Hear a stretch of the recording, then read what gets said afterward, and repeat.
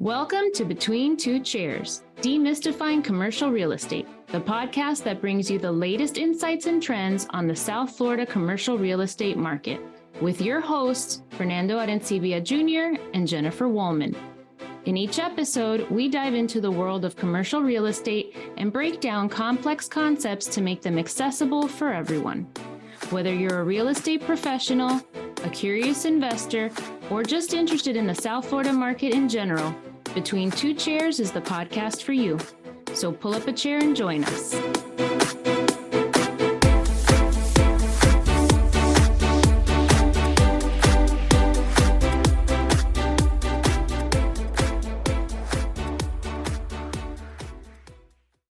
Recording in progress. Uh-oh.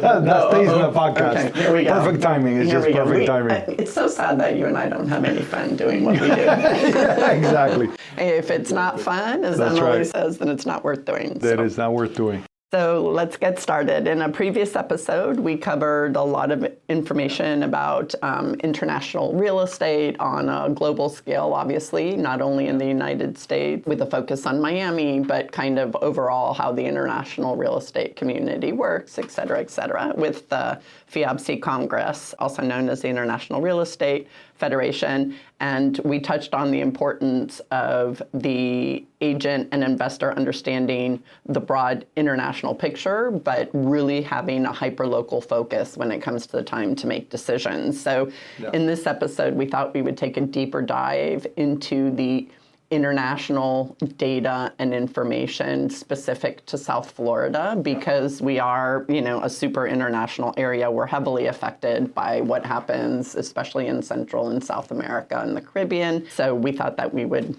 take a dive there. Yeah. And it all started because the Miami Association of Realtors released their top 10 list of the top 10 international countries searching for real estate on MiamiRealtors.com. Mm-hmm. So they are in order of ranking: Colombia, Venezuela, Argentina, the Philippines, Mexico, China, Spain, Canada, Brazil, and Germany.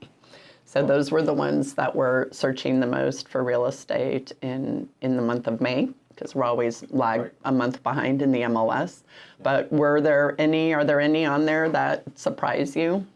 I'm always surprised when you get the Philippines and, when you add some of those Southeastern Asian countries, the travel is not direct. I always find it really interesting, the expansion, if you will, of the Miami brand. What I think it says a lot is how, worldwide and how global this city is becoming. We consider it the global city of the future. And so those things always, catch my attention. What is it that you look at, when you see the countries and you're thinking about those that are searching for our properties in Miami? My first thought is I think of their socioeconomic and political situation, because oftentimes, when there is dissonance in South America, for example, we have seen historically an uptick in interest in people moving their money, their assets, buying property in South Florida. And I think that there is, in that grouping that you mentioned, there are countries that are going through some, socioeconomic and political upheaval, or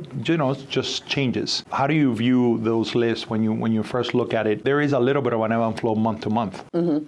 Well, for example, if I looked at some of the stats from last year, and as late as November of last year, Brazil wasn't even on the list, right? And so what's happened, and Brazil's always been pretty big in our South Florida economy. For sure. But they had dropped off for a while because they had, some political stability and everything else. And then elections started to roll around, and it looked like there was going to be some political instability there, and all of a sudden we started to see the search tick up. They're currently not as high as they normally are because they're second to last, so they're number 9. But so I always look at that, what's, to your point, what's going on in that country? And the flip side of that is when I'm reading international news and I'm hearing of stuff coming down the road, like an election's coming up somewhere, or you start talking to people who live in Europe, for example, like with Brexit. Yeah. I remember talking to my son and a bunch of friends that live over there, And way before we started to see the UK on the search list, I started to hear rumblings over there. So I think it's super interesting because having that information, whether it's the list comes first and then you go and do the research, or you start hearing the international news and then you see the uptick, there's a huge link there. And I think for us as realtors, there is a lot of opportunity in that data and in that information. I mean, we're seeing that right now, right? With our Spanish buyers who are looking for a warehouse to expand their company, to be able to take care of customers that they have in Mexico, the Eastern Seaboard, the Caribbean, and Central America, right? So we see that on the real estate side as agents, but it's always good to know that the data backs it, but sometimes the data actually precludes that, right? So these people this company started searching way before they contacted us, right? They contacted us last week, but they probably started searching at the end of last year to see where the best place for them based on their business expansion and growth, because they have facilities in other parts of the world where their next location should be. So I think this kind of list really helps with that information, and as an agent, it helps you do two things. It helps you plan for, okay, I might start seeing people from, companies from these countries start to inquire about my commercial listings, or if I have the listings, I might want to get a jump on it and start marketing my listings in those countries. So I just think there's a ton of information if you know where to find it and how to put it together and apply it to your business. Absolutely right. And I think it's important if you are transacting in a market such as our South Florida market that is so international that you have to pay attention, because no matter how long you've been in the business, you're going to come across a transaction that is involving a foreign buyer, whether you're representing, a local seller and it's a buyer that is, presenting an offer, or you're representing the buyer from out of town as well. And we are in a market in which the great majority of international buyers that are buying, real estate in the U.S., they buy here in South Florida. And one of the things that I always enjoy is looking at the annual report that the Miami Association puts out on international buyers that provides a lot of data, and it's basically a survey, and it's done in conjunction with the Florida Association of Realtors and the National Association of Realtors. So a lot of these numbers are vetted nationwide, they're vetted statewide, and then they're vetted locally. I'm really looking forward to, now that we have our very own chief economist. Okay, yes, she's amazing. Her input, I think, is going to be incredibly important. But just look at in 2022, and we all feel that the numbers are not yet back to where they were, or that where they were trending prior to the pandemic, but we've certainly made a huge move once the travel ban stopped and a lot of the changes, took place. But just look at the volume of sales, $6.8 billion dollar volume of foreign buyer residential purchases between August of 2021 and July of 2022, which was an increase year over year of about 34%. But again,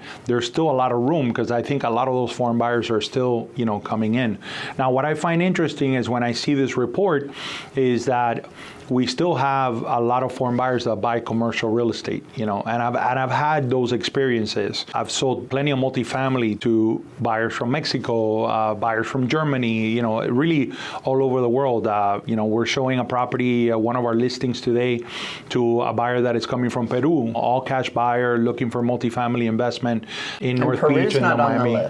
And Peru is not on the list, but it has been on the list. Right. Correct. And he might have been one of those that, checked it out a couple months ago, made his plans to come down here. And I think that that's another important component. It takes a while to learn a market. It takes a while to learn that what you're seeing is the right deal. I often talk to my clients. Sometimes the first property you see is the best property, and we've had this experience. But unfortunately, psychologically, they have a hard time understanding that because they haven't seen the market, year over year. They haven't seen it over the last few months. And so sometimes it takes a while for you to see the things, to lose out on some opportunities, and then you start to reshape your expectation and your evaluation of the marketplace. And then I often tell them, you'll get to a point where you're going to see the deal, and when it presents itself, you're going to know that it is a deal, right? And so some move faster than others, in that end, but I think that's an important component. So I want to point out two things. One, for our listeners, is that even though this foreign international report is for home buyers, remember that most people come here in their first investment in the United States or their first activity in the United States. They might not be buying a residential property, they might be leasing it, but that's usually their first one. The second thing is just this report is done and it goes from August of the previous year so it's from August of 2021 to July of 2022. We always do that lag. And even within that data, there's a lag because there's usually a 30 to 60 day lag in the closing and it being reported. Yeah. But what I wanted to point out is that during that time frame, during August of 2021 and August of 2021 and June of 2022, most of the world was still shut down. We forget that as we in Florida, right? But most of the international community was shut down. I went to Italy in March of 2022, and I needed to have, I don't know how many shots. I had to carry my card everywhere. I couldn't get on a plane, without doing it. I couldn't go into a restaurant. So most of our international buyers and travelers didn't even start coming back to the market until this year, 2023. True. Because they couldn't travel or they couldn't travel easily. Every time they, came here, they needed a shot. Some countries weren't even allowed to come here because their vaccination rates weren't high enough. Yeah. And then for them to leave, they had to go stand in line, get a COVID test. The COVID test had to be clear within a certain amount of time. It was a pain in the neck to travel. We tend to forget because it's already behind us, but so I'm super, super interested to see what those numbers are going to be. Yeah. And just to the point, if you're a commercial broker or agent and you look at this data for home buyers, you're going to see that it probably ties in pretty closely with what you're seeing in your market if you're in the South Florida market. So I highly recommend that. Just because it says home buyer, you don't dismiss the information as it not being relevant to commercial. Correct. Well, it's quality information for a lot of reasons, but to your point about the other side of this is, just like we in commercial have been talking ad nauseum over the last few years as to whether office is coming back, are the workers coming back to the office, in what reconfiguration will the office sector succeed in having employees back physically in the offices. We often speak about the shifting dynamics of office work, the shifting dynamics of just, work as a whole in the United States. We also have to realize that there is a psychological remnant of having experienced a global pandemic, right? And so there is a lagging time under which, not everybody's going to feel comfortable to travel, not everybody, and there is a little bit of a re-evaluation, just like workers in America and really throughout the world are re-evaluating their priorities and where they feel more comfortable, where they want to invest their time. I think that is very reminiscent of what's happening to the international buyers. Funny, just a personal anecdote. I went to church on Sunday and we had a guest priest, and he's actually from Poland. And he told us the story that he went back to Poland. He was here in Miami. He lived in Miami. He worked in Miami. He went back to Poland during the pandemic because he wanted to be with family, and he was afraid what's going to happen, and I want to be close to my loved ones. And now it's gotten to a point where it's like, okay, it's time for me to return to my work. And so he has returned, and there seems to be a sense of being recharged. And then I started connecting those things when you mentioned the topic today. I was thinking, I get it. There's a lot of people that are making those decisions now, and I think what we're going to see is a very trend up of international buyers that are coming into this marketplace, and that trend will continue. I also find it interesting that when you're looking at Miami and South Florida, and let's say you're looking at Florida as a whole, year over year, one of the great things about this report is that it gives you information back to 2009. And you start to see that we are consistently, the state of Florida, in 2022, 24% of all foreign buyers of real estate, okay?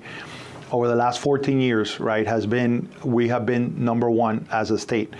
24% in 2022. That means 1 out of every 4 buyers, of real estate in the United States buying in Florida. 54% of those are here in Miami.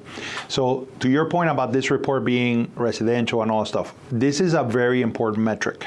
You should not ignore it just because it is residential in nature, because anecdotally, what I'm seeing is once a buyer buys a residential property here in Miami, it's almost like they're setting up camp. And then they start to see that if they are investors and they want to invest in real estate and own more real estate, now they start to see, what are my options? I remember selling a warehouse to I think it was a 9,000 square foot warehouse. It was for lease.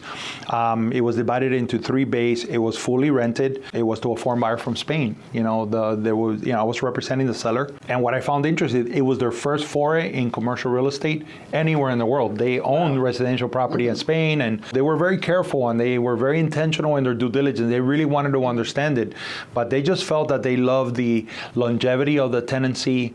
They loved the lack of, having to deal with daily issues with multifamily investments that they've had. And I spoke to the agent, the other day. This transaction was like 5 years ago. Well, they bought like 3 or 4 other commercial properties. Amazing. They bought office. Because they're like, oh, I'm loving this. I'm not getting calls of my toilet is broken. I need it fixed right now.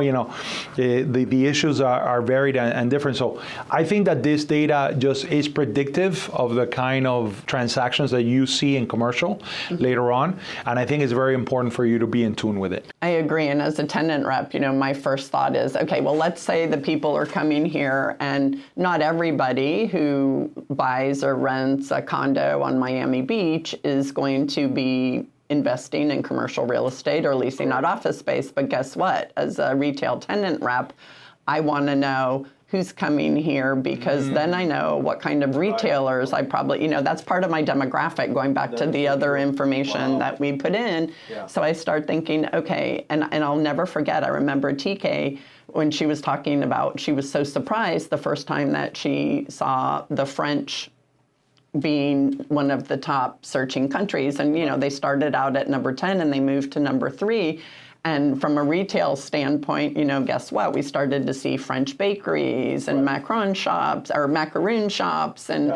Macron the president, not we didn't see presidential shops. We saw macaroons.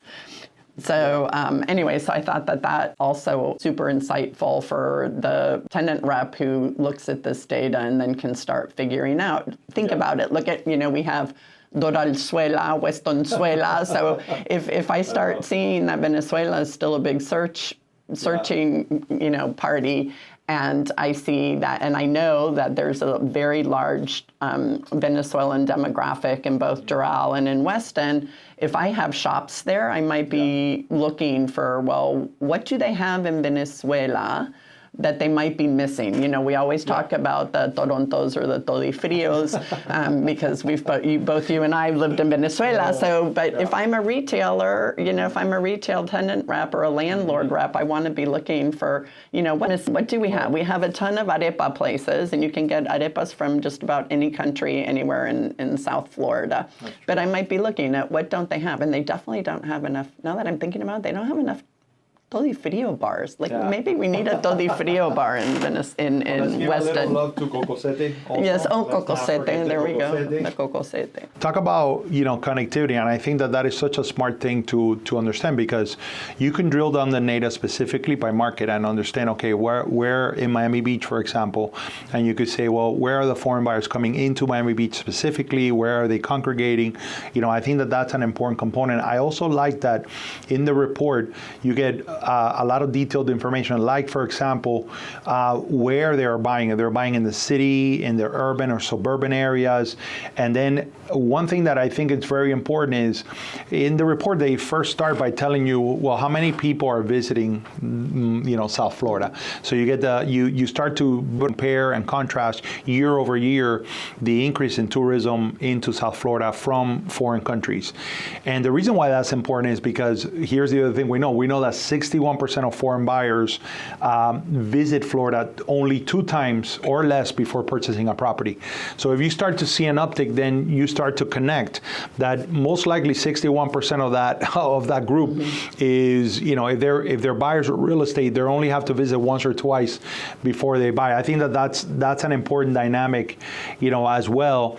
And I think I don't think that is a difference with whether you're representing a buyer from an international country, whether it's residential or commercial. So every little thing here informs me that, hey, if I'm dealing with a buyer internationally, I'm most likely going to have to show him a couple times. He's going to have to travel back and forth before he makes a decision, to purchase. And I think that is going to be across the board. I agreed. And for our listeners, I just want to let you know that we will be posting a link to this international report in the show notes. So we will have that in there in the episode notes. And then we'll probably do a new one. We'll do a new episode when the new report comes out for this year to do a comparison and see if some of the predictions we made regarding international travelers and buyers coming back, if we see that, and how that will relate with things like the increase in interest. And the interesting thing is that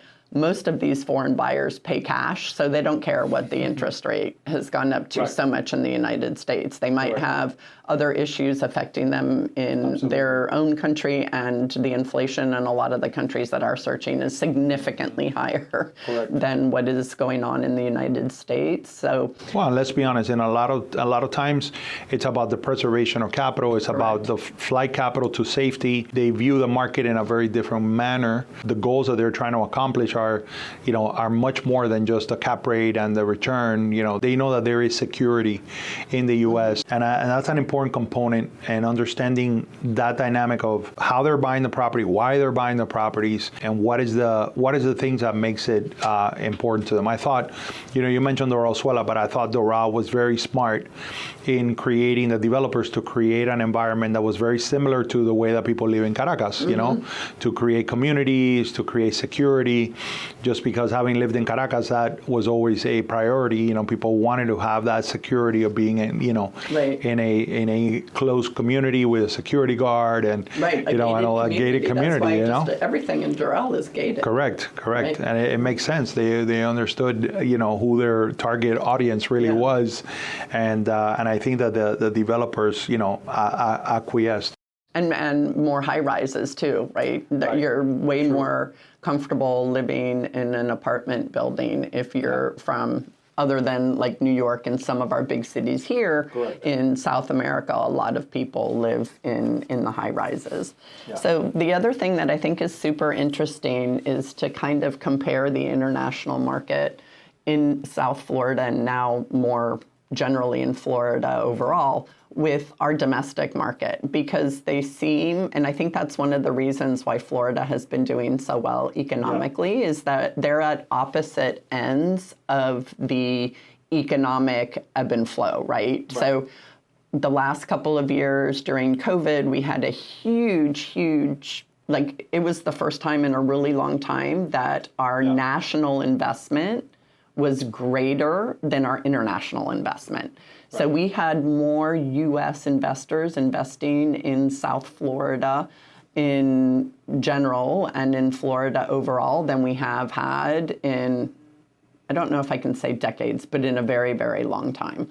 And now we still have a lot of investors, but because of the interest rate hikes, which the national investor, the domestic investor, is so much more sensitive to.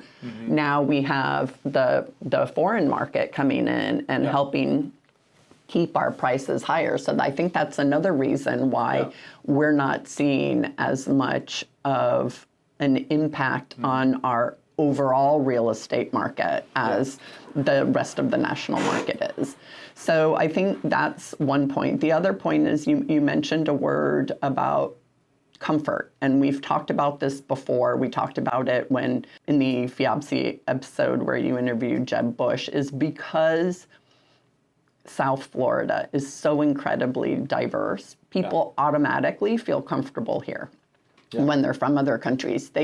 They come here, and even though business is conducted in English, chances are they're going to be able to go into their local larepa shop or their local restaurant or their local barber and speak in a language that is comfortable to them, right?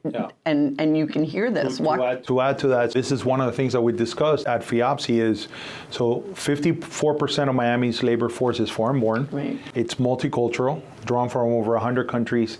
Roughly 75% of all of our residents speak a language other than English at home in a city where over 100 languages are spoken to, just to add to your... So I think that all of that is super important to take into consideration in your real estate dealings. And the other thing is if you are an agent that lives and works in South Florida or in Florida or anywhere in the country, and you want to work with the international buyer or seller, you really need to read the book Shake Hands, Kiss or Bow, something like that, right? It's something like that. And it's a cultural book because it is totally different. Like I remember, it's understanding culture differences. Right. And you know, we traveled to Dubai, and we have a lot of people from Dubai travel here, and I'm a woman. I don't go out and walk up to a man and shake his hand, right? That's like a big no-no, right? If and vice versa. And vice versa. They're very, very respectful. They would never come out and try to shake my hand. Rita taught me a few things before I went to Dubai. Oh yeah? Good. Shout out to Rita. Shout out to Rita, one of our amazing agents here at Avanti Way Commercial. But I do think that's extremely important because I know I had a girlfriend that was from Ohio. Yeah. And when she first came to Miami, she freaked out. She's like, I don't understand why people come up and kiss me. Like, hasn't anyone heard of personal space? She's like, I don't know them. They're not my mother. Why are they kissing me? And I'm like, oh, honey, you know, everybody here. And and that does provide for some awkward moments, right? You go to a business meeting where you've been referred by somebody.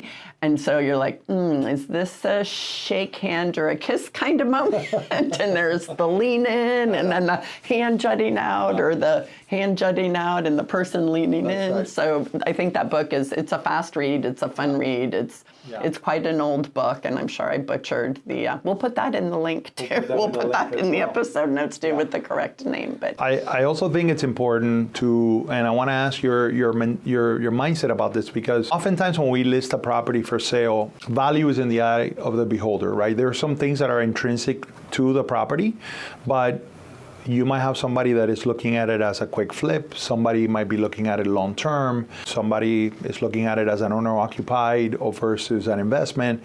All of those things affect the way that a buyer looks at the valuation of that property, right? Mm-hmm. What I find in my experience is foreign buyers always look at the long term. I haven't really had too much experience with flippers or somebody who's looking for the quick turnaround.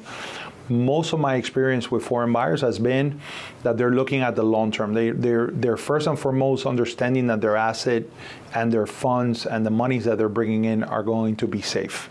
They're looking at the future appreciation of that asset, and they're looking at, obviously, the return that the asset is going to provide. Has your experience been the same, different? So I think a lot of that is cultural too, and it's super interesting. To your point, fix and flip haven't seen, but I haven't, I mean, I don't really deal in that market anyway, so I don't think I would see that. Right. But I think a lot of it has to do with culture too. So especially, I'm not as familiar with the European culture in terms of inheritance and passing stuff on to future generations. But in the Hispanic community, it's very, very strong. And I remember having a conversation on something totally different with a woman in my community, and she was from Peru. And she made the comment, you know, it had something to do with getting water, and we didn't have potable water. Everybody was unwell. And somebody said, well, I don't care. I'm not going to pay $30,000 to connect to water because I'm going to sell my house in 5 years and I'm going to retire and move. And she's like, well, that's a different thought process. She goes, I'm never selling my house.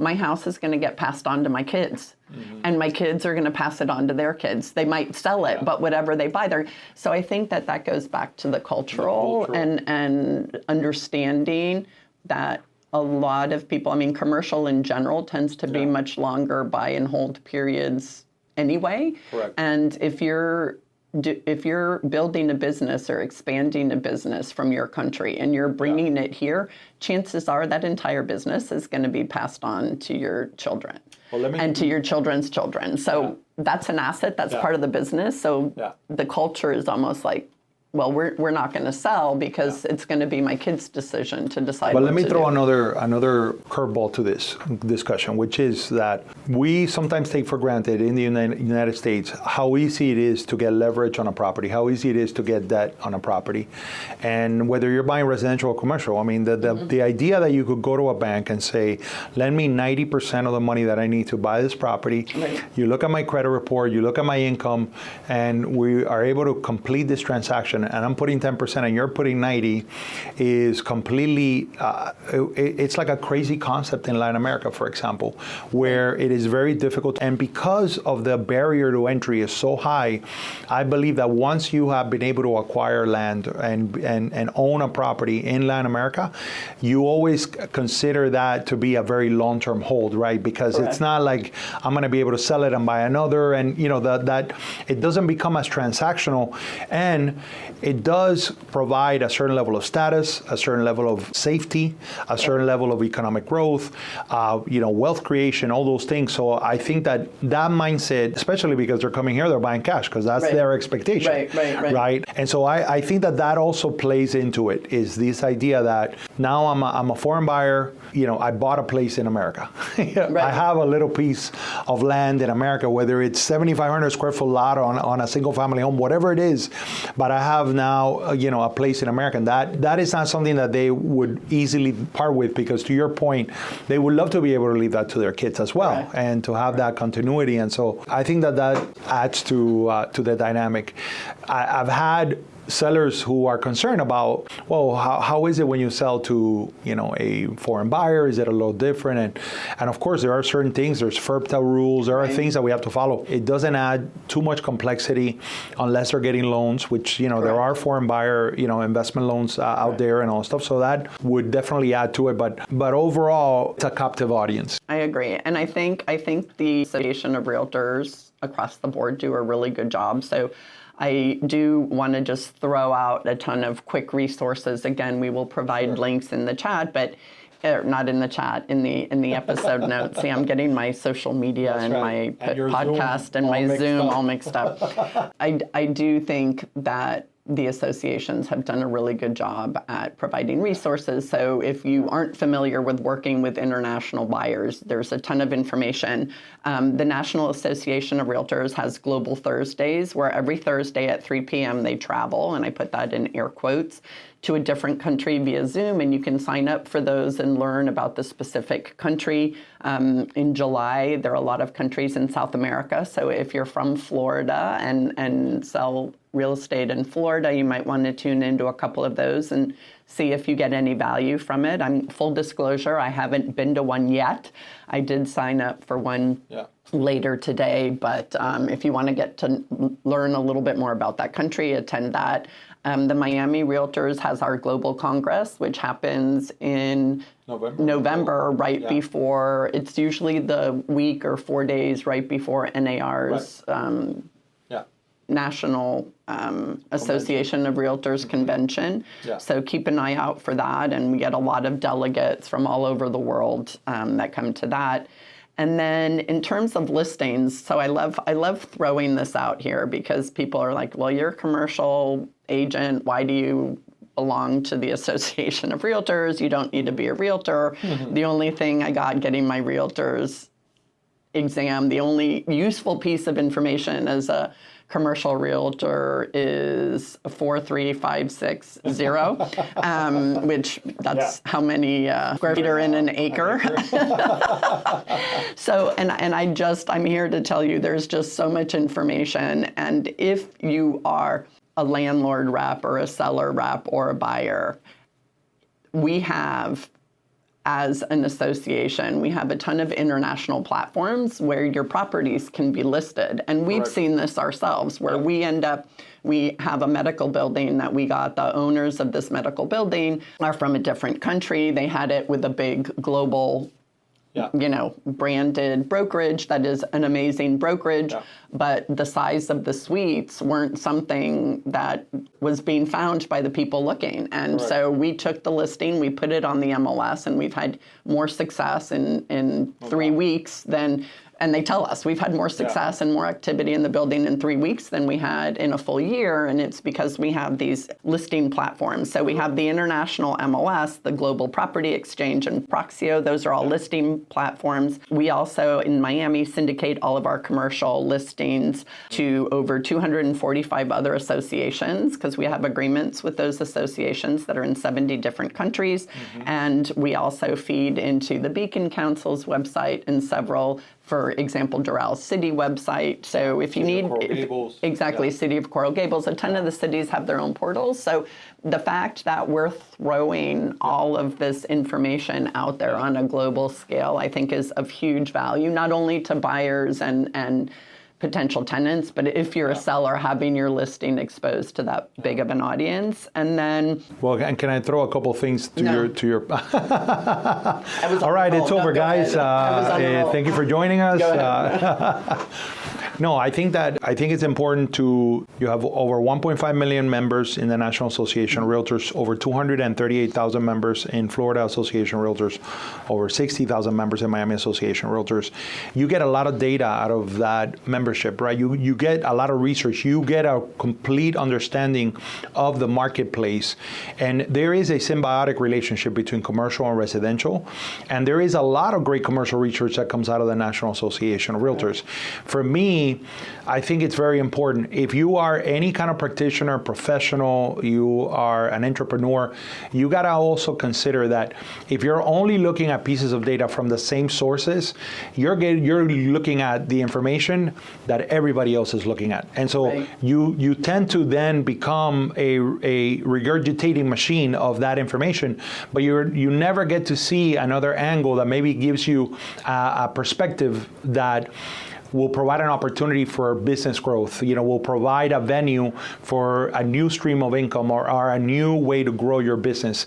And so I think that the breadth of resources that are provided by NAR are incredibly significant to the commercial practitioner. I will further say that, remember, the National Association of Realtors is the largest trade association of any industry in the United States. And part of what they do, along with Florida Realtors and Miami Association, is an incredible amount of global outreach and trade missions and a lot of connectivity. So, for example, just this week, they're in Western Europe. NAR has a Western Europe conference that is in conjunction with CIRA, which is another international real estate association in Europe. And they're heading now to Madrid for Emocionate, which is another conference. They were at MIPIM earlier this year in Cannes, France, which we talked, the premier commercial conference in the world. Dubai for the International Showcase, Realty Quest in Toronto, a day in the sun in London, and you get a lot of that information. And we are the beneficiaries as an industry of a lot of those international connections. Well, and to your point about if you only get your data from 1 or 2 or maybe even 3 sources and everybody else has that same data, you have to think that then anybody has that data, because you can Google that data and you're going to see it because it's regurgitated by the news organizations and everything else. So the question that you and I always like to bring up is, where's your value? Where's your value as an agent to the buyer, seller, tenant, right? Because if they can find all of the same data that you have online, what's your value proposition? And I do think that getting data from outside sources or thinking about how it relates to the news story that you're hearing about the elections in Brazil or Brexit or whatever, that's where you add value. So I think we need to wrap up with our fun fact. I think we threw out a lot of fun facts today, and maybe not so many. We threw out so many numbers that our viewers might be crossing their eyeballs, but here are a couple more facts. So go ahead and start with yours. Do you have it? Well, one of the things that I was looking at and that I was monitoring is I saw this headline, and it's a report that comes out every year about those that want to move from one metro area to another. And I found out that 50% of the top 10 move from one metro to another are here in Florida. In other words, that there are more people that are looking to move into Florida in a ranking of the cities. So for example, this report came out May 2023. This was number 1, Vegas, number 2. But then you look at the net inflow, in the next in the next 5 are all in Florida. So number 3 is Miami with a net inflow of 6,900. Top move from destinations is New York City. Tampa, again from New York City. Orlando is number 5. Again, top destination coming from New York City. Then you have Northport, Sarasota, getting top move from destination in Chicago, and Cape Coral also in Chicago. So I thought that was a really interesting dynamic. And by the way, the report goes into that a lot of these people want to move here, they can't because we still don't have enough inventory. Right. Which again adds to the narrative that we've been discussing, because it's what we're seeing in the marketplace, which is that we just have an incredible amount of demand and just not enough supply of inventory, which is why prices have remained the way they are, and that they're still right. Yeah. And even though we're not growing, price-wise the way we were, over the last 2 years, we still, are one of the only 2 markets that are growing, quarter over quarter. And it's a good thing because we were in the double digits, and that can never go on forever. No, and now we've dropped down. We're still appreciating, but at a much slower rate. Yeah. So agreed. That's a great stat. We'll include that in our. Are you keeping notes of all this, of all the things I'm saying? Where I'm going to have to re-listen to our podcast so I can remember what I said we're going to include. But we will include that in our notes as well. My fun fact was that the Netherlands is one of the countries that Miami signed an agreement with last year with their Realtor Association. Right. And they, as a country, have invested $487 billion in the United States. Of course, that's not all in real estate. Some of it's in real estate, and I don't know what portion is allocated, but their overall investment in the United States is $487 billion, which accounted for approximately 11% of the 4.5 trillion total inbound FDI, foreign direct investment dollars. So I thought that was fascinating. So. And to add to this, look at how many partners the Miami Realtors. Oh, 246. I said 245. So we added one. We added another one. So so we'll. Yeah. It's great information, and hopefully you pulled up a chair and got some value out of this one, because we're all about providing value, and we look forward to seeing you again next time. Till the next time. Make it a great day. Why, you got to have the last word? What's going on there? Recording stop.